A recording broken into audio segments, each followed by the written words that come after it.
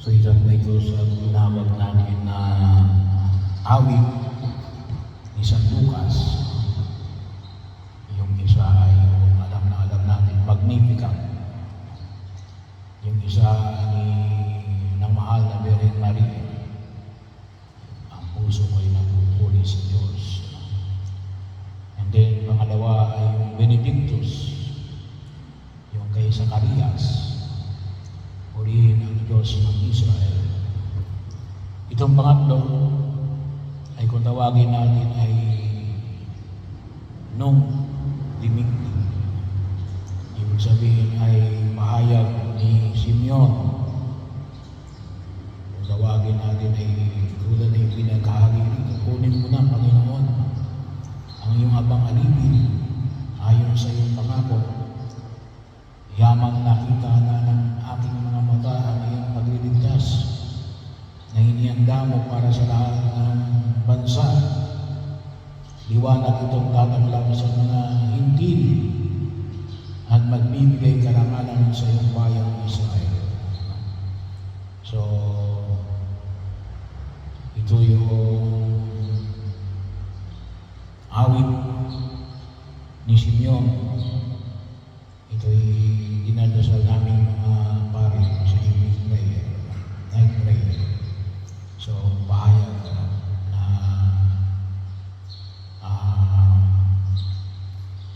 pwede nang kasi yung pagtulog ay para na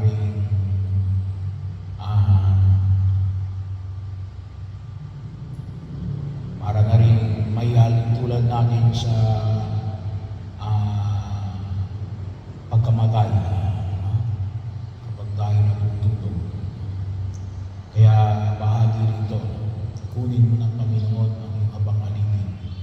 Ang total surrender sa Diyos ng magamos na buong araw ay iniaalay mong lahat sa harapan ng Diyos.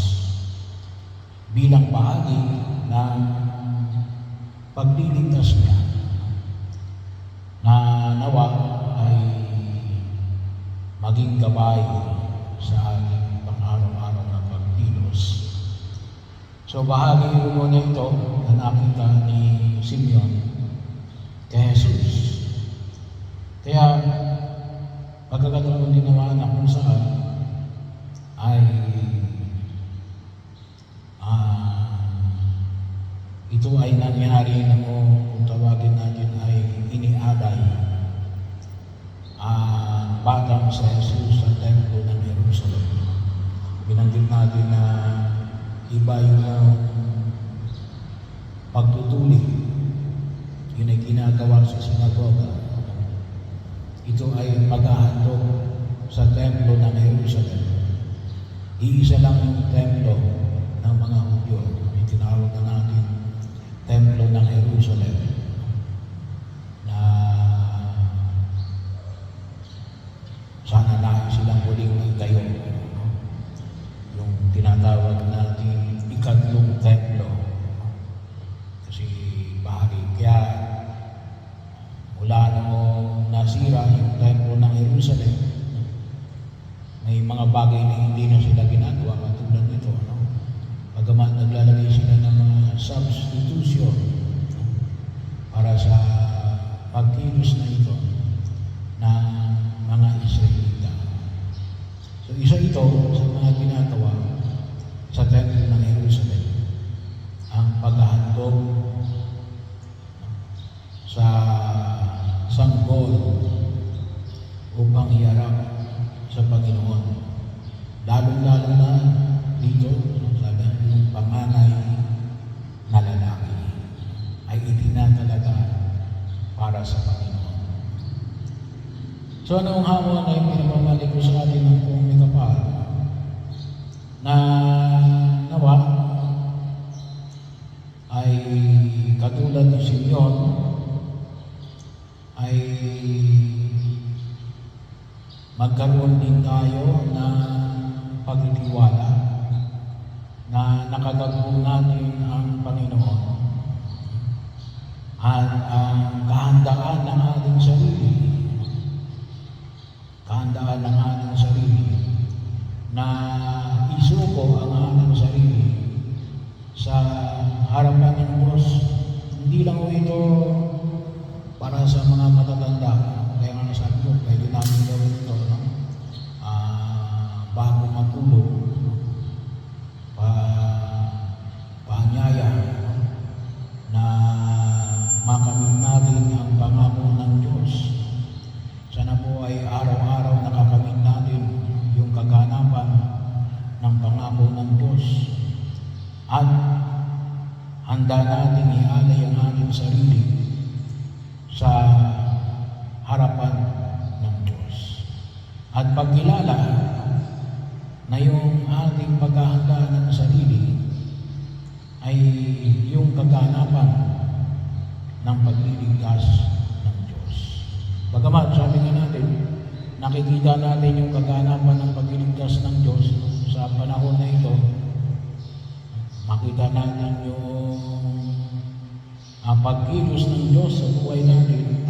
Well, kasi yun, nakita niya kay Jesus na ito yung kaganapan ng Diyos. Kaya sabi nga natin, handa na siya mamatay. Handa na siya mamatay. Kaya pagkakataon, hindi naman sapagkat gusto na natin mamatay. Pero yung sabihin, ay masabi natin na maiaalay na natin yung ating sarili, sapagkat maliwanag natin yung kalooban natin na handa na sa pagkilos natin sa daigdig na ito, sapagkat sabi nga natin yung kamatayan ay dumarating sa hindi natin namamalayan. Pero yung higit na pagkilala natin, narito ang pagkilos ng Diyos sa gitna natin. At sana ay ma-recognize natin, makilala natin yung pagkilos ng Diyos sa gitna natin. Na nakita ni Simeon sa batang inihandog sa templo ng Jerusalem. Ito rin yung ating patuloy na ipanalangin upang sa ganun ay palagi magkakaroon tayo ng kapanatagan ng kalooban sa bawat buhay na inilalaan natin sa daigdig na ito. Magkaroon tayo ng pusong katulad ni Simeon na palaging